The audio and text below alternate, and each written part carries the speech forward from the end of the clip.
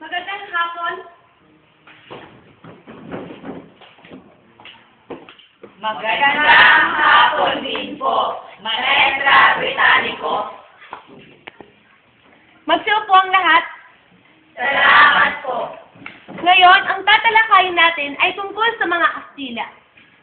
Ang kanilang diskriminasyon sa mga Pilipino.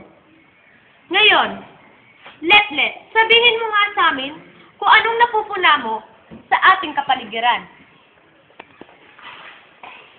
Ang napupuna ko po, yung mga Kastila po, pinapahirapan yung mga Pilipino, ginagawa po nilang alipin.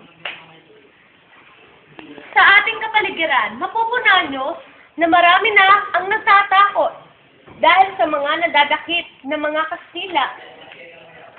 Rose, basahin mo ang nasa pisara. Hindi lahat ng katotohanan ay kasinungalingan at hindi lahat ng mga kasinungalingan ay katotohanan. Sabihin mo nga sa amin, buo kung anong naiintindihan mo sa binasa ni Rose. Hindi lahat ng sinasabi nila ay dapat paniwalaan at hindi din naman lahat ng kanilang hindi sinasabi ay dapat nating hindi paniwalaan. Lahat ng bagay ay kailangan nating maging tama tayo sa pagpili at huwag tayong aasra na lamang sa kanila. Salamat sa iyong kasagutan.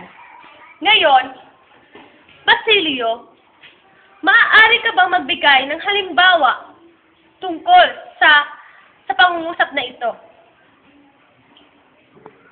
Para sa akin, ang ibig sabihin ng talatang iyan ay patungkol sa ating mga karapatan. Karapatan ng bawat Pilipino na kung saan gusto ng mga Kastila na sila ang mamuno at sila ang ating sundin. At yun ay hindi nararapat sapagkat ang bawat Pilipino ay merong kanyang-kanyang karapatan patungkol sa kanyang nararamdaman. Yun lamang po ang aking masasabi at wala nang iba. Game. Maraming salamat sa inyong kasagutan. Tama iyan. Nasa sa inyong sarili. Dapat ay paglaban nyo ang inyong nararamdaman dahil tayo ay Pilipino. Ngayon, base sa akin, nais kong ipaliwanag sa inyo ang nasa ating pisara.